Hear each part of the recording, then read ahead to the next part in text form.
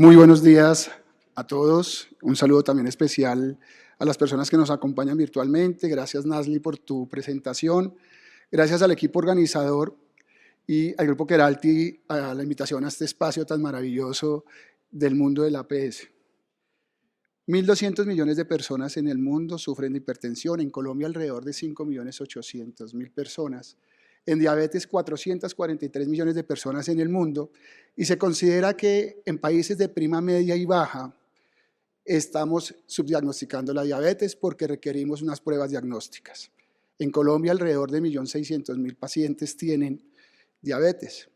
Hoy vengo a conversar con ustedes de un tema que poco se habla en el contexto actual de Colombia, que es la carga de la enfermedad, la cual impacta los resultados en salud, la calidad de vida de las personas a nivel individual, colectivo y poblacional, y también en la sostenibilidad del sistema. Un poco la agenda que vamos a tener en estos minutos, y vamos a empezar con unas generalidades. Y si ustedes miran las cifras del mundo, 30 billones de dólares es el presupuesto al 2030 para las enfermedades crónicas no transmisibles. Se dice que si invertimos en inversión en prevención, en detección temprana y progresión, por cada dólar que nosotros tengamos en modelos de contratación, vamos a tener un ahorro de $7. Miren ustedes, 39 millones de personas con VIH, 80 millones de personas con artritis, 24 millones de personas con valvulopatías, unos datos así, en donde tenemos que las enfermedades respiratorias vienen también en un aumento en el diagnóstico, 250 millones de personas con EPOC, 300 millones con asma. Pero miremoslo a nivel de mortalidad, 41 millones de personas se mueren por enfermedades crónicas, 85% en los países de prima, media y baja. Pero no me voy a detener en patologías, sino en hábitos de vida saludable. 8 millones de muertes por tabaco, 1.6 millones de muertes por ingesta excesiva de sodio o de sal, 3 millones relacionadas con alcohol, 6.7 millones de muertes relacionadas con la contaminación atmosférica, de las cuales 5.700.000 personas tenían una enfermedad crónica ya establecida. Es decir, donde yo vivo y mis hábitos de vida saludable sí impactan los resultados en salud. En cáncer, que es una de las patologías que vienen gracias al desarrollo y la innovación científica, de los últimos 50 años venimos diagnosticando muchas más enfermedades, pero también mejorándole la calidad de vida con todas estas moléculas que han salido. Pues el cáncer del pulmón es 2.5 millones, cifras del 4 de febrero de este año, es el cáncer con más nuevos casos, pero también el de mayor mortalidad. No me voy a detener a hablar de las cifras, pero sí con el cáncer de pulmón pasa una cosa, y es que el 80% del cáncer de pulmón en países de prima, media y baja se diagnostica en fases avanzadas o terminales, y en países de ingresos altos en el 60%. Es decir, que muchas de las tos, de los síntomas, las estamos confundiendo con otra patología. Pero miremos dos datos de inequidad. En países con índices de desarrollo altos, tenemos que 1 de cada 12 mujeres es diagnosticada con cáncer de mama. Pero en los países de media y baja prima, 1 de cada 71. Entonces empezaron a mirar la inequidad en cáncer, pero miremos otro tema importante que poco se habla, y es el tema nutricional. Tenemos 890 millones de personas con obesidad, 2.200 millones de personas con sobrepeso. 1 de cada 9 personas en el mundo sufre de hambre. Es decir, cuando nosotros empezamos a hablar también de la desnutrición en los diferentes grupos etarios o en los grupos poblacionales de riesgo, la nutrición no es la misma en el paciente oncológico que en el paciente hipertenso, que en el paciente diabético. Algunas cifras de dinero. Las enfermedades crónicas en Estados Unidos se gastan hoy, están en miles de millones de pesos, 393.000 millones de dólares. Se proyecta que va a ser crecimiento exponencial a 1.4 billones. En el cáncer, 313.000 millones de dólares en Estados Unidos, y se proyecta que para el 2027 esta cifra ronda los 427.000 millones de dólares. En el mundo, 966.000 millones de dólares en el tema de diabetes, pero miren ustedes, en una enfermedad que es la más costosa en todos los sistemas del mundo y que casi no se gestiona desde el punto de vista de riesgos, que es la falla cardíaca. 2.500 millones de euros es en España el consumo de la falla cardíaca, que equivale al 3.8% del gasto total de salud de España, algo significativo. Y empezamos entonces a hablar qué afecta a los sistemas de salud. Y los sistemas de salud tienen 4 cajones estructurales que nos permiten mejorar o empeorar los indicadores en salud, de sostenibilidad y la calidad de vida de las personas. ¿Cuáles son estos 4 cajones? El primero, todos lo saben, el epidemiológico, la población más envejecida, ¿no? Una pandemia, es decir, puede afectar los resultados en salud. Los cambios de normatividad, y Colombia es normativo, no solamente cuando cambiamos en menos del MIAS al MAIT en menos de 3 años, que eso genera un esfuerzo, unas capacidades, sino que la misma norma puede generar gestión del riesgo, priorizando grupos de riesgo. En Colombia las cuentas de alto costo han mejorado la captación temprana, han mejorado las intervenciones a los pacientes. El cambio de tarifas es algo que impacta realmente, ya lo vimos con la presentación de contratación, y obviamente el ingreso de nuevas tecnologías. Esos 4 cajones estructurales impactan los resultados en un sistema de salud. ¿Cuáles son los 5 problemas de todo gran sistema sanitario?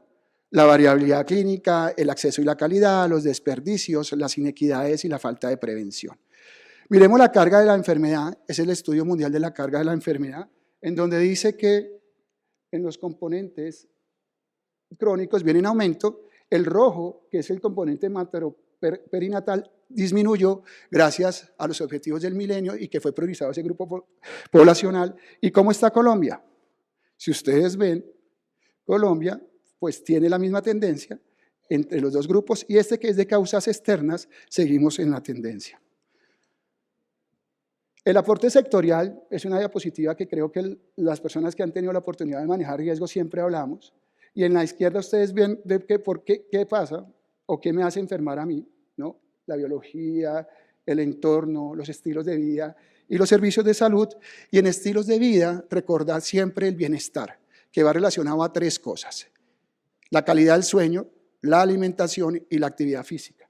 Pero cuando le preguntan a la sociedad y se hacen investigaciones, el 6.9 dice que se enferma por la biología humana, el 1.5 por su entorno donde vive, donde se educa, donde trabaja, donde comparte. El 1.2 dice que se enferma por su estilo de vida. Y el 11% dice que se enferma por los servicios de salud. Cuando uno mira la morbilidad versus costos, se enfoca en 2 cosas. Dice, si usted tiene un paciente con EPOC, diabetes, hipertensión, es un paciente que de entrada ya es costoso para los sistemas del mundo. Pero si usted tiene una patología y asocia alguna de estas, se vuelve exponencialmente más costoso, teniendo como los más costosos los pacientes con falla cardíaca, enfermedad renal y cáncer. La concentración del riesgo. Pues aquí ustedes saben, ese es un estudio en Norteamérica donde dice que el 30% se gasta el 70% y el 1% se consume el 30% de los recursos. ¿Cómo está la pirámide de la carga poblacional frente al costo? Entre más patologías, entre más enfermos tenga, pues mucho más el costo. Entonces, sí es importante nosotros en el concepto de riesgos identificar oportunamente la enfermedad es primordial, pero realmente también es garantizar la continuidad de su tratamiento, evitar la progresión y la aparición de comorbilidades. Entonces, ya pasando de esas generalidades, vamos a revisar Colombia. Yo siempre inicio Colombia pues con los datos de Colombia, y siempre uno lo analiza.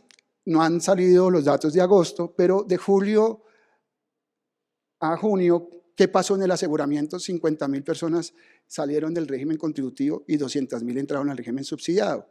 Y empieza uno a ver entonces otro tema, que es el recurso de flujo de recursos. ¿Qué pasa si somos menos los que aportamos en el principio de solidaridad con estos pacientes con alguna enfermedad priorizada?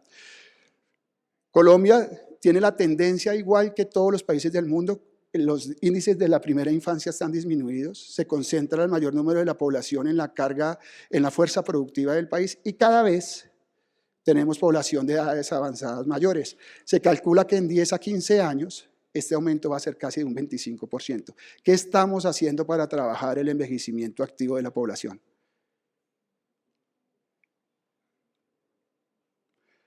El análisis demográfico demuestra que la calidad de vida y la expectativa de vida en Colombia ha aumentado. gracias a un trabajo intersectorial del desarrollo del país, desarrollos económicos, culturales, sociales, pero esto nos reta dos cosas desde la carga de la enfermedad. Vamos a tener más población adulta mayor. ¿En qué condiciones vamos a tenerla? Es decir, que eso es un logro social y ojalá siga aumentando, pero tenemos que llevarlo a la mano de la calidad de vida de estos usuarios y de la respuesta a las necesidades de estos ciudadanos. Unos datos, no me voy a detener, pero son datos que nos confirman pues, todo el número poblacional. En el 2023 fueron alrededor de menos de 57.000 nacimientos menos. Hemos venido en una tendencia de que los nacimientos han llegado hasta 200.000 nacimientos menos en los últimos 10 años, de año a año. Y ustedes ven aquí pues, algunas enfermedades crónicas, el cáncer, artritis 99.000 pacientes, enfermedades huérfanas 84.000, VIH 165.000. Es decir, Colombia hoy tiene 9 millones de personas con enfermedades crónicas, de las cuales 6 millones de personas son de alto costo. Colombia priorizó estos 4 cajones y de ahí es donde hablamos de las enfermedades no transmisibles, los eventos de causa externa, los eventos transmisibles y el componente materno-perinatal. La hipertensión sigue siendo la principal enfermedad crónica diagnosticada aquí en Colombia, donde las mujeres colombianas son las más propensas a sufrirla, donde se concentra mayor en el número en el régimen contributivo, alrededor del 67%. La diabetes también nos demuestra que son las mujeres más propensas a sufrir esta enfermedad en Colombia y que también es el régimen contributivo la que concentra el mayor número de población. En VIH pasa una cosa interesante y lo conversábamos el miércoles. La incidencia y la prevalencia de VIH ha aumentado. La calidad de vida de los pacientes de VIH ha mejorado, el control de la enfermedad. Ha mejorado tanto que con estos nuevos mundos de culturas hemos llegado a prácticas inseguras por el riesgo moral con algunos pacientes con VIH. Tenemos también el cáncer, donde realmente pues, es importante que el 67% está en el régimen contributivo. Ustedes abajo ven la incidencia. ¿Y cuáles son los casos nuevos? Pues en Colombia sigue siendo la próstata y el colon de recto en hombres, en mujeres la mama y el cérvix. ¿Y en qué estamos trabajando en cáncer a nivel territorial? Entonces también hay que priorizar el cáncer por territorios. En ciertas zonas en Colombia el cáncer pues, tiene un diferente comportamiento desde el punto de vista epidemiológico. El EPOC ha venido aumentando. Las enfermedades respiratorias son las que más han consumido servicios exponencialmente. Ahorita lo vamos a ver a nivel hospitalario y de urgencias. Y si lo acompañamos con asma, el asma estaba alrededor de 233.000 en el 2009 y 347.000 en el 2023. Viene uno mucho más retador que es la salud mental. Y cuando uno mira y explora todas esas fuentes de información en Colombia, identificamos que tenemos un objetivo primordial, que es mejorar los registros de salud. No solamente el de la historia clínica, los antecedentes, las escalas de riesgo, sino los RIPS y demás que nos permitan realmente hacer un estudio. Yo creo que estamos subestimando el valor de la salud mental aquí en Colombia, igual en el mundo. No hay unas cifras etarias, pero en Colombia hay estudios que dicen que el 60% de los entrevistados tienen algún posible trastorno de salud mental, pero en países como Alemania, que hay estudios ya en el 80% de la población, dicen que el 30% de la población alemana tiene un trastorno de salud mental. Entonces, en salud mental creo que tenemos un subregistro por todo el comportamiento y lo difícil que es abordar. ¿De qué se mueren las mujeres en Colombia? Principalmente por neoplasias, enfermedades transmisibles y obviamente un tema importante de enfermedades del sistema circulatorio. Pero, ¿de qué se mueren los hombres? Los riesgos cardiovasculares, pero ya ingresan en el top temas de muertes por causa externa, es decir, derivadas de la violencia. Este estudio del Banco de la República, ¿no?, que lo hizo el Centro de Estudios de Política Pública del Banco de la República y que fue pues, difundido en Colombia el año pasado, nos demuestra las causas de muertes, estadísticas vitales del año 1979 al 2019, porque el 20 y 21 tienen un comportamiento epidemiológico y de consumo de servicios muy diferentes a los otros años por la pandemia y todos lo sabemos. ¿Qué demuestra esta gráfica? Que en el año 1979 el 40% de la población se moría por enfermedades crónicas. En el 2019 se muere el 62%. ¿Qué nos muestra esta gráfica también? que en el año 1979 el 30% se moría antes de los 70 años, o sea, muertes prematuras. Hoy en Colombia se muere el 52%. Es decir, que hemos crecido en diagnósticos de enfermedades en población, pero sigue siendo un reto para el sistema de salud colombiano las muertes tempranas por enfermedades crónicas. En la siguiente diapositiva dice, venga, ¿cómo han consumido los servicios? Y la patología cardiovascular sigue consumiendo el mayor número de servicios a nivel de consultas y procedimientos. Sin embargo, también se encontró en este estudio que del año 2009 al 2021, uno de los motivos más exponenciales que tiene la enfermedad cardiovascular y su crecimiento es que empezó a asociarse a otras patologías, principalmente en dos: pacientes con cáncer y pacientes con diabetes. Es decir, que el consumo de procedimientos y consultas la concentran en estas dos enfermedades. Si ustedes aquí ven, está el cáncer, está la diabetes, está la enfermedad respiratoria, la enfermedad renal crónica y la enfermedad cardiovascular. Después de la enfermedad cardiovascular, ¿cuál es la que más consume servicios a nivel de procedimientos y ambulatorio? La enfermedad renal crónica, siendo una de las más costosas que se pone en el top. Pero a nivel de hospitalización y urgencias, empezamos a ver que el crecimiento exponencial lo tienen las enfermedades respiratorias. Y qué tan efectivos somos para manejar estos pacientes en los servicios de urgencias y hospitalización con las exacerbaciones desde el concepto de evitabilidad.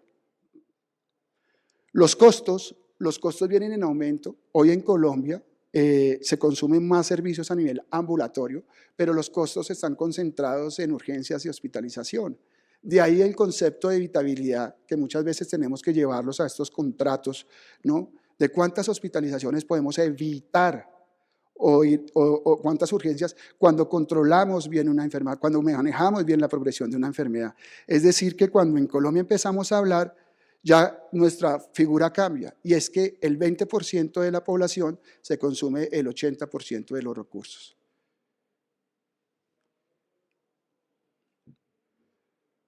Las enfermedades de alto costo, ustedes las tienen tipificadas, son 6 millones. ¿Qué pasa en Colombia cuando tenemos 9 millones de personas con enfermedades crónicas, pero 5.200.000 personas, es decir, el 10%, cuando usted hace el cruce de todas estas fuentes de información, aparecen con un diagnóstico inespecífico? Todos a estudio 2, 3 años, disnea estudio, trastorno del sueño estudio, lesiones en piel estudio. ¿Será que esas 5.200.000 personas también tienen una enfermedad crónica y que no hemos podido llegar a mitigar su diagnóstico exacto? Cuando en Colombia empiezan a mirar los recursos, dicen, bueno, aquí hay un plan básico de salud, un PBS, y unos flujos de recursos también para lo que no está cubierto, de lo de techos y presupuestos, y uno le pregunta a las personas, ¿qué cubre el plan básico? ¿Qué debe tener nuestros programas y nuestros contratos también después de la nota técnica y todo el tema? ¿Qué servicios ofertados debe tener? Entonces ya uno dice, no, tienen exámenes, medicamentos, el PBS cubre citas, consultas, procedimientos. No, esos son actividades. Realmente todos estos modelos de gestión del riesgo, estas rutas de atención, estos modelos de contratación deben cubrir 4 cosas: la protección específica, la detección temprana, la atención y la rehabilitación. Que inmersamente va a todos los CUPS y CUM que ustedes quieran, es otra cosa. Pero yo no puedo tener un modelo de atención sin que me hable de estas 4 cosas. Desde la prevención hasta la rehabilitación y la paliación. Y ojo, los pacientes enfermos también se les puede hacer prevención, secundaria o terciaria. Entonces hay que trabajar en la carga de la enfermedad.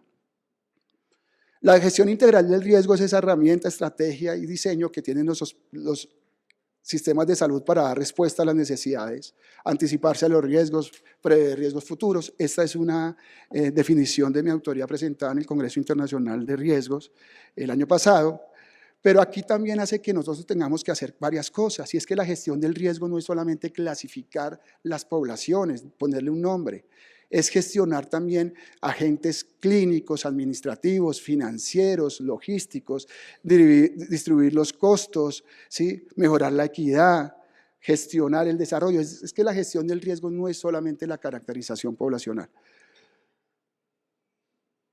La carga de la enfermedad versus la gestión del riesgo.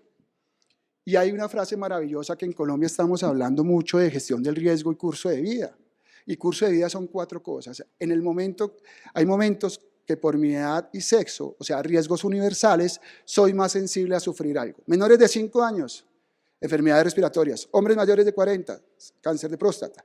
Entonces, el curso de vida apropia eso. La segunda línea del curso de vida es que hay actividades e intervenciones que yo le hago a un grupo etario y le mejoro en un futuro. 2 ejemplos esenciales, la lactancia materna y las vacunas. El tercero, yo soy el resultado de todas las intervenciones que me han hecho durante la vida, o sea, eso se llama el efecto acumulativo. Y el otro es el entorno donde yo vivo puede afectar mi capacidad de ser saludable.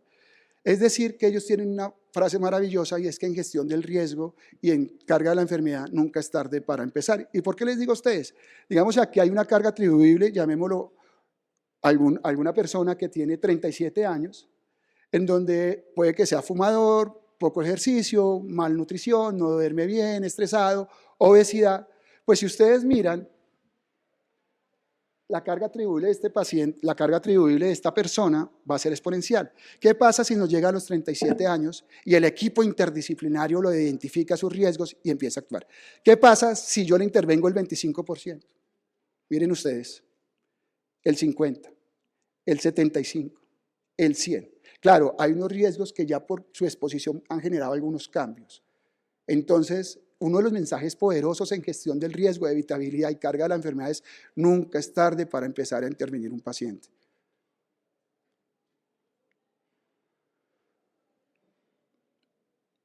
La caracterización poblacional la voy a pasar rápidamente. En Colombia tenemos que incluir la incidencia, la prevalencia, los factores de riesgo, el score individual del riesgo. Metemos a todos los pacientes en una bolsa, le hacemos unas actividades. ¿Y qué pasa si yo tengo un tema sociosanitario, tengo otras comorbilidades? ¿Sí? ¿Y quién me las va a ver? ¿Cómo me les van a intervenir? Y el uso de la tecnología. El plan de intervenciones que tiene Colombia para las enfermedades crónicas y la gestión del riesgo son 3. El plan poblacional, que ¿quién lo hace? La entidad territorial.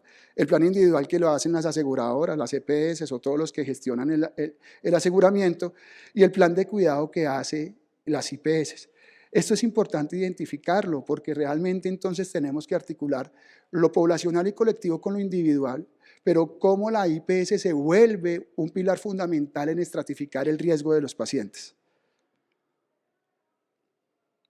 Entonces, en Colombia puede pasar esto, digamos que esto pasa en el multiverso, donde hay unos riesgos, una sospecha, un diagnóstico de terapia, un tratamiento médico y un control, y hay un modelo de atención que le da respuesta a esas necesidades. Todos los gurús van y diseñan un modelo de atención, las rutas que se le hace al paciente, y van y sale un modelo de contratación. El modelo de contratación debe dar respuesta al modelo de atención, y el modelo de atención debe dar respuesta a las necesidades de la población.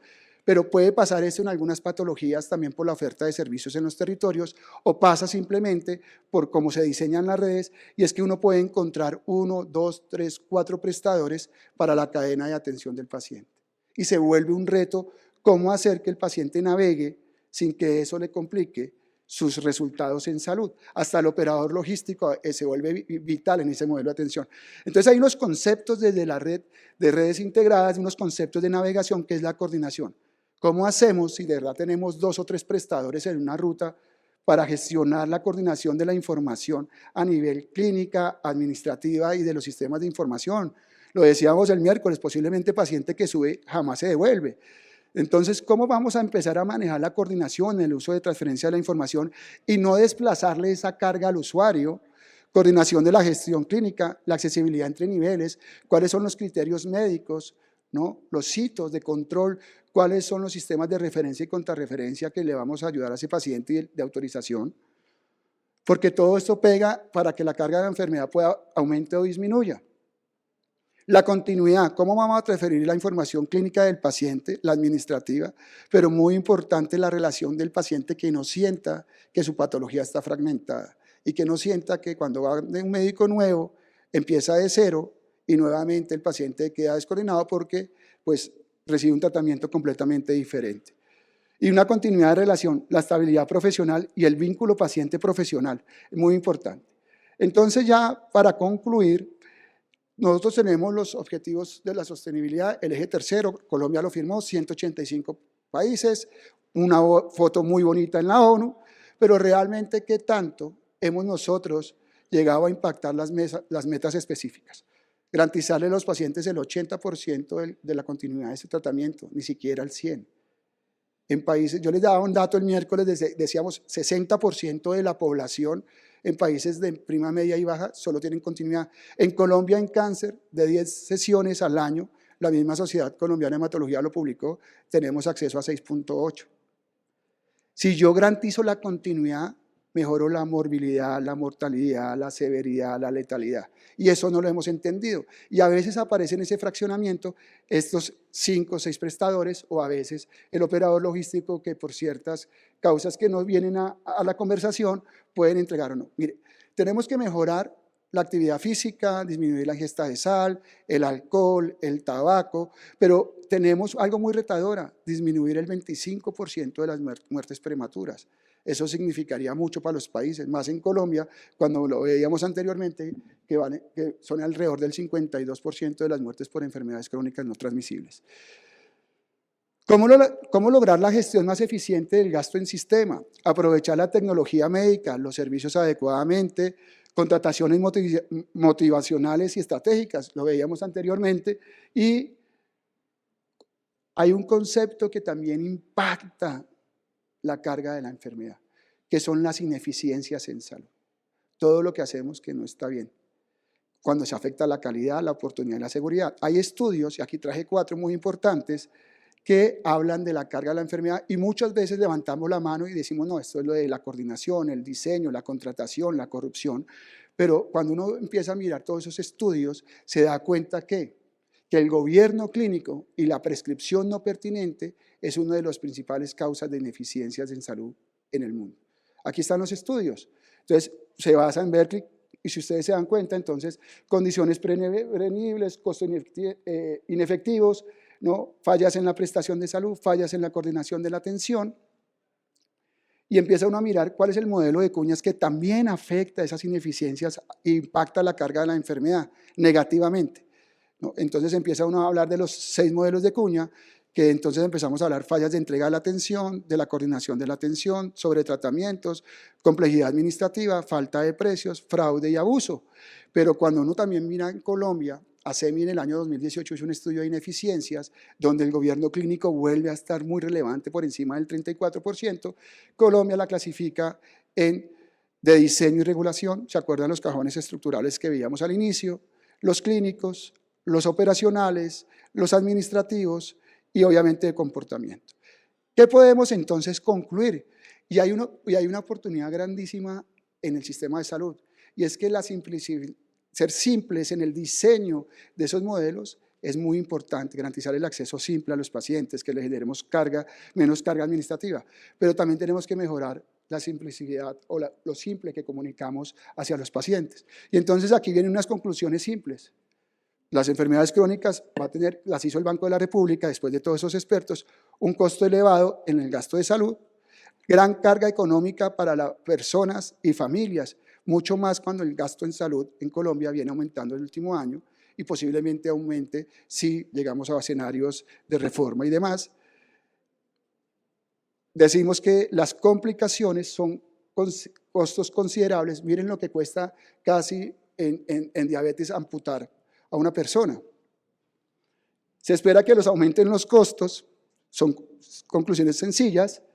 En los próximos 10 años el cáncer aumentará casi 3 veces más, una tercera parte. Y miren ustedes, el gasto en la prevención y el tratamiento de las enfermedades no transmisibles siempre será una inversión. Entonces, para concluir, ¿qué podemos concluir? Trabajo colaborativo entre los agentes. Eso de trabajo articulado, yo promuevo que cambiemos esa palabra porque lo articulado a veces se convierte, yo le reporto, usted me reporta, yo le paso esa comunicación y empezamos a hablar. Mejor un trabajo colaborativo con un objetivo específico que es realmente la inversión en prevención y darle respuesta a las necesidades a la población. 2, el objetivo común desde el conocimiento, gestión integral del riesgo, evitabilidad, modelos centrados en personas, score individual del riesgo, respuestas a las necesidades de salud de las poblaciones y familias en el talento humano en salud, generación de valor, modelos innovadores de salud y de compras de servicios. Es decir, que la responsabilidad y el aporte para generar valor a todas las poblaciones de riesgo y a las personas sanas depende de todos nosotros. Muchísimas gracias.